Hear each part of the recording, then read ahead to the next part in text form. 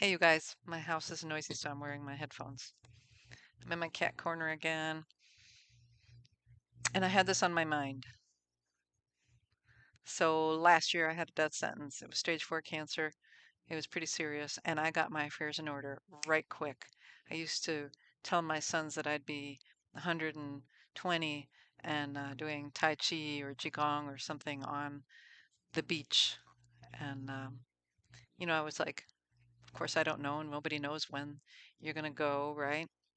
But I realized that anything could happen and that the only one that knows is God. And so I needed to take measures to make sure my family didn't have to be burdened with what to do with me if I happened to die. Now, mind you, I was complete peace about dying because I have a complete faith in Jesus Christ and God, and I don't have a problem with dying. And I don't have to be on this crazy earth and I can just be a spirit someplace. I'd be all right with that. But I knew that I had a potential death sentence going. So I made a decision what I wanted to have done with my remains after I died. I made a decision that I didn't want to go into a cemetery. I wanted to be cremated. Made a decision that I wanted to have my ashes sprinkled in Better Place Forest in Rock River, Illinois. And I chose a tree, and I was really content with my decision. And my sons were accepting of it as well. But you know what? I wasn't going to go down easy. I was prepared to deal with everything that I was faced with, but I wasn't going to go down easy, which was why I combined the medical treatments that I was sort of forced into because of just the condition of my bowel and alternative therapies. And I got to lift up Rush Copley Cancer Resource Center. Um, they're an amazing center. They offer all kinds of alternative things that you wouldn't think would be so important for handling the very, very intense treatments that are like a Hiroshima bomb landing on you. Man, they like a lot of collateral damage of all your cells that are good cells. The and you know what? The doctors are so that it is so refined now. It's not the same as it was before, as what I've discovered. They really fine tune and they watch you like a hawk if they're great at what they do in their oncology departments.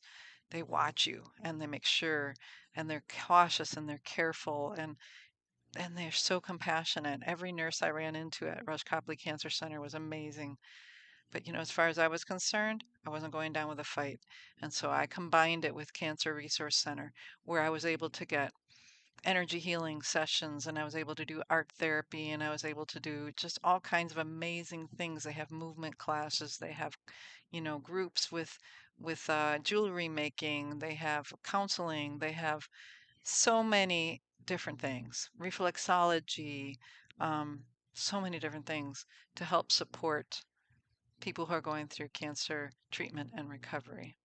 And then I also went that extra mile because I know God gave us a miraculous body that heals if we get the craziness out of the way, if we get our mental blocks out of the way, get our emotional blocks out of the way, and we get our physical and chemical blocks out of the way. If we can just stay the course, use medicine when we need to in order to mitigate symptoms, but also use God's complete healing power.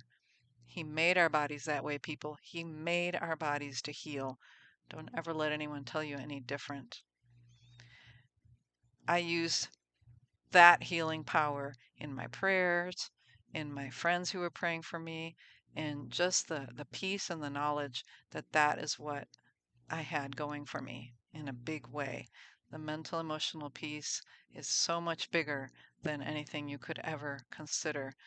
Don't miss out on the big 95% that is mental, emotional, spiritual.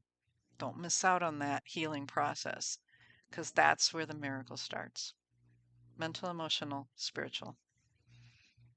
That's what made me become cancer free from stage 4. Let's do this.